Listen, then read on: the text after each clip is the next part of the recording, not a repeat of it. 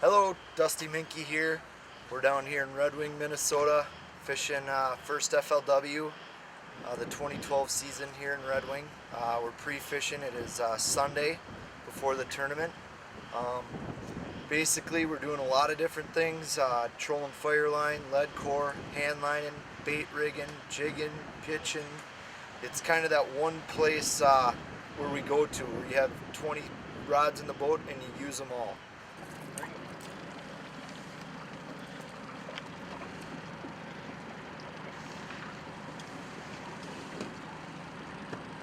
Now get this on camera. This is the only thing Bill Shimoda carries in his boat, are wires with heavy lines. He doesn't even use rods. That's his secret. Well, we're out here hand lining. The bite's a little tough, so with the low water, it seems as if a lot of the fish have kind of been moved out into the center of the channel because there's a little more current. So, you know, instead of putting a lot of line out trolling Leadcore, it's kind of easy to get down there with the hand line. So we're just trying this, you know, just trying to get some fish. Not always will this win a tournament, but it's a great way to, you know, wrap up a limit or get 5 in the boat, hopefully. So we're just trying this out, still getting used to this new boat and the new ways. I've never really hand lined before, so it's kind of more practice than anything. So that's why we're doing it. Now we've kind of switched over to 3-weighing. We marked a lot of fish when we were hand lining, but they didn't want the hand line. They didn't want the original crankbaits. So we're gonna try to coax them with a little live bait. So what we got on a 3-way rig here. I'll show you.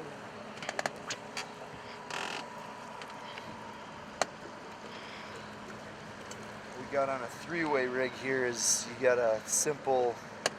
Here's a little secret that I use, is I take 2 swivels, see how it moves through. So it's just 2 swivels instead of a 3-way, down to a bell weight, and you want to change different sizes. I usually like to use around 1 ounce or 2 ounce. This one's a little lighter than an ounce. And about a 3-4 foot dropper. Here I've got a Northland gumdrop floater, the smaller size with just a fathead on it. So what we do is we just let that out, take a little cast back, kind of just leave it until it hits the bottom, get some slack in the line, kind of get it out there away, and then click it and put it in. It's a real simple way to fish, but when you're here and you can use 4 rods in the river, it's a real nice and very effective way to fish, and it's very basic and easy. So it's a good way to give them a live bait presentation. Now talk about the advantage of those swivels being able to move. The advantage of those swivels being able to move, sometimes when you're stationary or if they're biting light, I'll take this thing, and if I'm getting a little bit of a bite, I'll press that bail and kind of feed it out to them, pull it out of the rod holder, and they can kind of run with that line, and then I'll set the hook. Okay. That's the advantage. Oh my God. I think I got a bottom. Oh, come off or something was weird. I don't know what happened there. Someone line, and I lost my sinker. Rod here is about 20-pound fire line, and then I've got it rigged up to a little trick. I do this with spinners. I do this with 3-ways on the river. But when I'm pre-fishing, I like to give them a little bit of everything. Like, for example, we got a leech on this rod, half a night crawler on this rod, and we've got a fathead minnow on this one, and then I'm pulling a Rapala flat wrap on this one. 3-4 foot leader, you know, simple, about a foot dropper, 2 ounce dropper. And another cool thing that I do is, you see this swivel snap clevis? It's real easy to take on and off what you want to do for your leads. If I wanted to switch this to a floater and do live bait, I can do that. If I want to pull a flat wrap like I am, I can do that. Another cool thing with this rig is I can snap in a Northland snap weight, or like I've rigged it here with a dropper. I just make a loop in my line, put it into the clevis, bead to protect the knot, and stop it. That also slides. So it's a great presentation for 3-weighing, and it also works great on a live bait rig when you're stationary. Okay, so we're on to plan C. Yes, we are. Now we're gonna start trolling Leadcore. This is a no wake zone, so sometimes it's good to just drop the lines and troll through it. You can only go no wake under 5 miles an hour anyway, so pull some Leadcore out, see if we can't get something going. Good way to burn a little time through the no wake zone. What I have here is it's a shorty Leadcore rod. It's real short. The purpose of that is I can run my 9-foot rod out a little further, and then the short rod right out the back.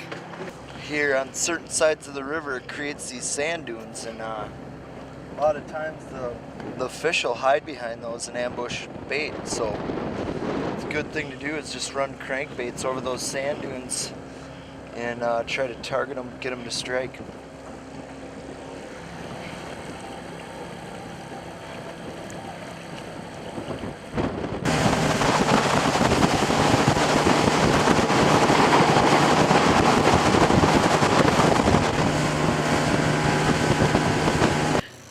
Oh, that's a big one. Dude, got it? We got a double going here. We got a little double going here, buddy. Sure? Yep. See it skipping in here, Gary? Yeah. Little slider here, not a bad fish.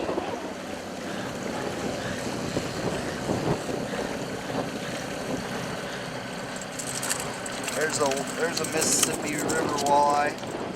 Watch that boat, Brad. See, it's still spraying some little milk there.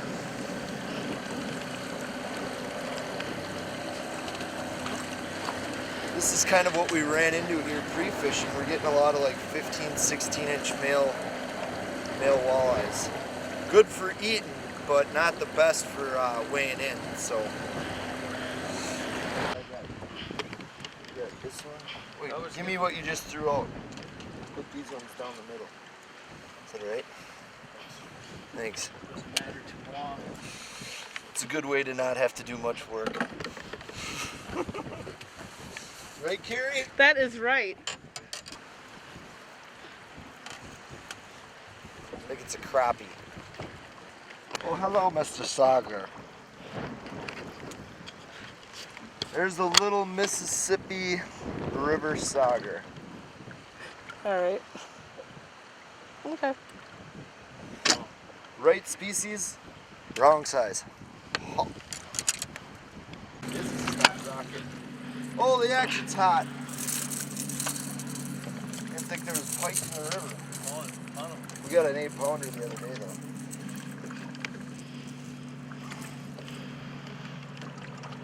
Hello, Mr. Pike. See you later. Oh, sheepy.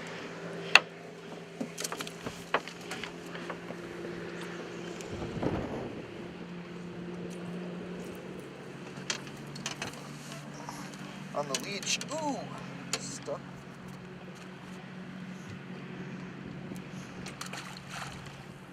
Put a little action in the rod there on that other rod. Harry just keeps handing me the rods.